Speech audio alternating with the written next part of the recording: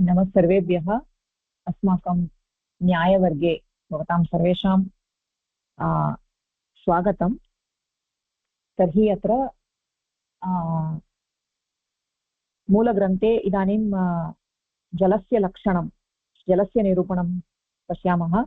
शीतस्पर्शवत्यः आपः ताः द्विविधाः, नित्या अनित्याः च, नित्याः अनित्याः च, नित्याः परमाणुरूपाः, अनित्याः कार्यरूपाः, ताः पुनः त्रिविधाः। शरीरेन्द्रियविषयभेदात् शरीरं वरुणलोके, इन्द्रियं रसग्राहकं रसनं जिह्वाग्रवर्ती, विषयः सरित्समुद्रादिः। इदानीं तत्र दीपिकायां किम् उक्तम् इति चेत् अपां लक्षणम् आह शीतेति उत्पन्नविनष्टजले अव्याप्तिवारणाय शीतस्पर्शसमानाधिकरणद्रव्यत्व अपरजातिमत्वं तात्पर्यं। शीतं शिलातलम् इत्यादौ जलसम्बन्धादेव शीतस्पर्शभानम् इति न अतिव्याप्तिः। अन्यत् सर्वं पूर्वरीत्या व्याख्येयम्। तर्हि इदानीम् अत्र जलम् इति द्वितीयं यत् द्रव्यम् अस्ति तस्य विवरणं क्रमप्राप्तं जलस्य लक्षणम् उच्यते शीते इति। तर्हि शीतस्पर्शः समवायसम्बन्धेन जले भवति। समवायेन शीतस्पर्शवत्वं जलस्य लक्षणं। तर्हि शीतस्पर्शः आसु वा अस्ति इति शीतस्पर्शवत्यः। आपः इति शब्दः नित्यस्त्रीलिङ्गबहुवचनान्तशब्दः अस्ति, अतः तत्र शीतस्पर्शवत्यः इति बहुवचने, शीतस्पर्शवत्यः आपः इति बहुवचने उक्तं। शीतस्पर्शः जलस्य असाधारणः गुणः अस्ति, असाधारणः धर्मः अस्ति। शीतस्पर्शः इति यः असाधारणधर्मः, सः धर्मः जले एव वर्तते। तर्हि अनेन लक्षणेन जलम् अन्यस्मात् भिन्नं, शीतस्पर्शवत्वं जलम् अन्यस्मात् पृथक् करोति इति वक्तुं शक्यते। शीतस्पर्शवत्वं पृथिव्यां तेजसि वायौ च न भवति, केवलं जले एव भवति। अतः अतिव्याप्तिदोषः नास्ति।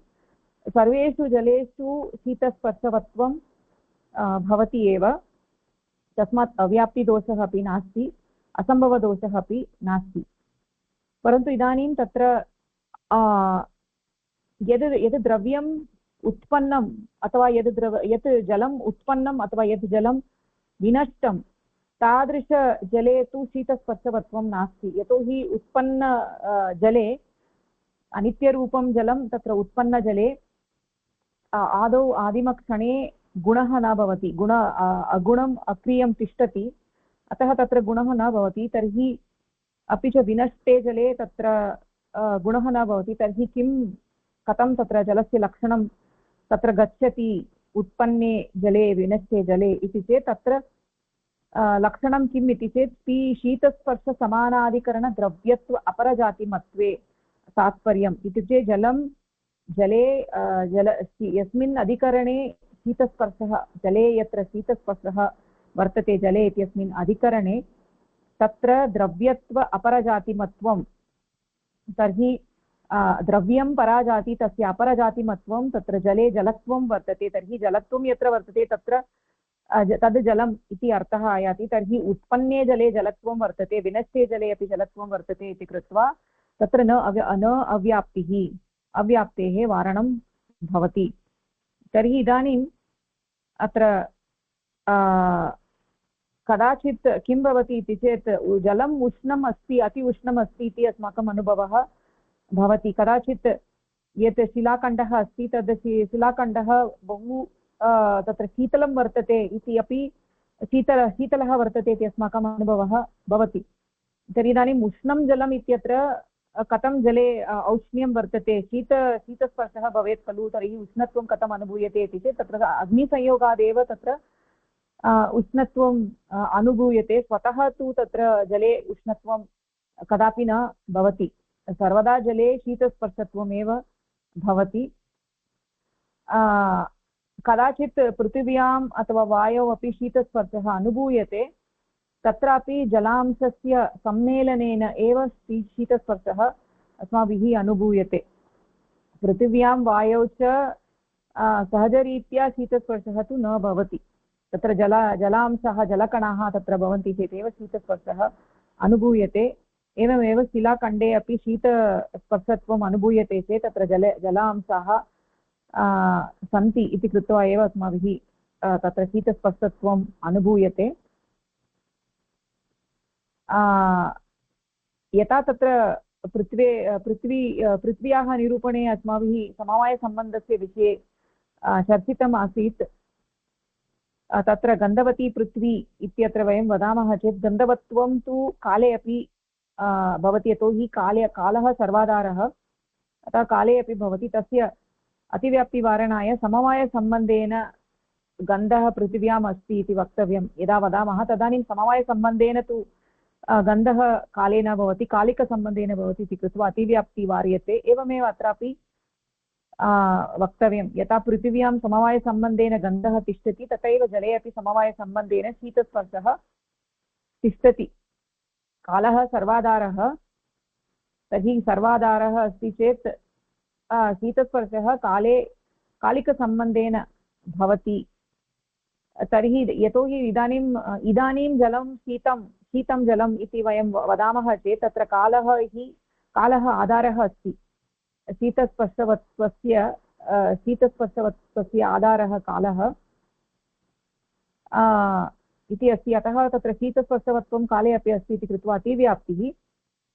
अतः अतिव्याप्तेः वारणाय समवायसम्बन्धेन शीतस्पर्शवत्वं जले अस्ति इति वयं वदामः चेत् समवायसम्बन्धेन शीतस्पर्शवत्वं तु काले नास्ति, तत्र कालिकसम्बन्धेन भवति। यदि स्पर्शवत्वम् आपः इति एव वयं लक्षणं कुर्मः, शीतः इति पदस्य प्रयोगं न कुर्मः, तदानीं स्पर्शवत्वम् इति वयं वदामः चेत् तदानीं तु पृथिव्यां तेजसी वायौ अपि, तत्र पृथिव्यां तेजसी वायौ अपि स्पर्शः भवति। तर्हि शीतस्पर्शः इति वयं वदामः चेत् पृथिव्यां तेजसी वायौ तु शीतस्पर्शः नास्ति इति कृत्वा अतिव्याप्तिः न भवति। तर्हि यतोहि जले तु शीतस्पर्शः किं वायौ शीतस्पर्शः नास्ति, पृथिव्यामपि शीतस्पर्शः नास्ति। तत्र शीतस्पर्शस्य अनुभवः जलांशस्य संसर्गेण एव भवति। तर्हि अत्र मूले जलस्य विभजनं कृतं। ताः नित्याः अनित्याः इति द्विविधं। यथा पृथ्व्याः विषये अस्माभिः चर्चितं नित्यानित्यभेदः, अत्रापि तथैव अस्ति। जलमपि नित्यानित्यभेदेन द्विविधा भवति। नित्यं जलम् इति परमाणुरूपं जलं। तर्हि नित्यजलम् इत्युक्ते स्पर्शवत्वे सति परमाणुरूपं जलं नित्यं जलं। तर्हि स्पर्शवत्वमपि अस्ति, परमाणुरूपमपि अस्ति।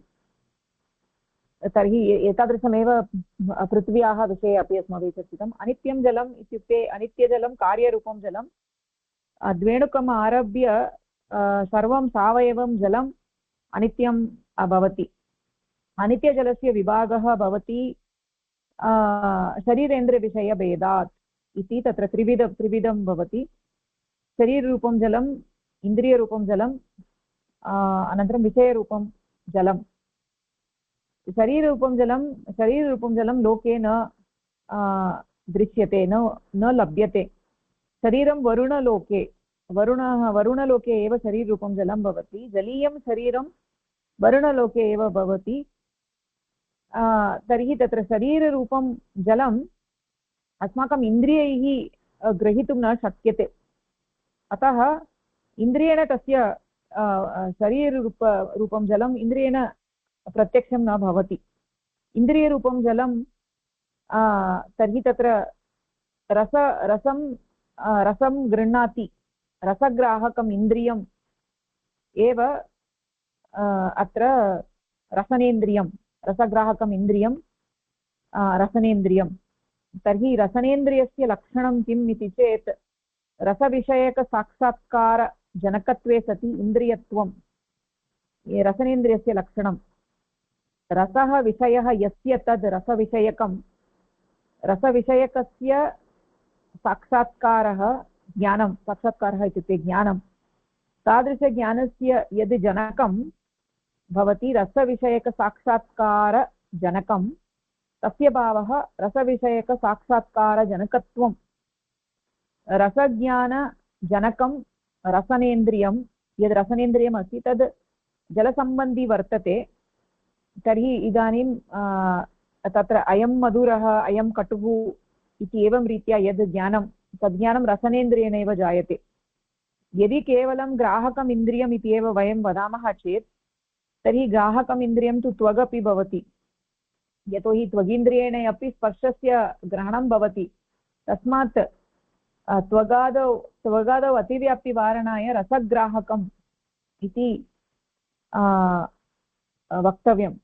रसग्राहकम् इन्द्रियम् इति वक्तव्यं। तर्हि केवलं रसग्राहकम् इति एव वयं वदामः चेत् तर्हि रसनेन्द्रियं यद् वर्तते अतः अपि च रसः यः वर्तते, रसः इति गुणः, अनन्तरं रसनेन्द्रियम् इति इन्द्रियं, तयोः यः सन्निकर्षसम्बन्धः वर्तते, तर्हि रसग्राहकम् इति वदामः चेत् तर्हि तत्रापि अतिव्याप्तिः भवति, तयोः सन्निकर्षे अतिव्याप्तिः भवति। यतोहि रसनेन्द्रियस्य रसस्य अनयोः सन्निकर्षं विना रसस्य ग्रहणं न भवितुम् अर्हति। अतः केवलं रसग्राहकम् इति वयं वदामः चेत् रसनेन्द्रियरसयोः यः सन्निकर्षः तत्र अतिव्याप्तिः भवति। अतिव्याप्तिवारणाय इन्द्रियम् इति वक्तव्यं। रसग्राहकम् इन्द्रियम् इति वदामः चेत् तदानीम् अतिव्याप्तिः न भवति। इदानीं विषयरूपं जलम् इत्युक्ते सरित् समुद्रादिः। सरित् इत्युक्ते नदी, समुद्रम् इति वयं जानीमः। तत्र आदिपदेन अन्ये जलविशेषाः भवितुमर्हति, तडागः इत्यादयः। विषयरूपं जलं सरित् समुद्रादिः इति अर्थः अस्ति। जले बहवः गुणाः सन्ति, यथा रूपं, रसः, स्पर्शः, संख्या, परिमाणं, स्नेहः, पृथक्त्वं, संयोगः, विभागः, परत्वम्, अपरत्वं, गुरुत्वं, द्रवत्वं, स्नेहः, वेगाख्यसंस्कारः इति 14 गुणाः जले सन्ति इति तत्र व्याख्यानमस्ति। इदानीं जलस्य निरूपणम् अस्माभिः साधितं। तर्हि अत्र स्थगनं कुर्मः। इतः अग्रे अग्रिमसप्ताहे वयं पश्यामः। अस्तु, तर्हि धन्यवादः, नमस्काराः।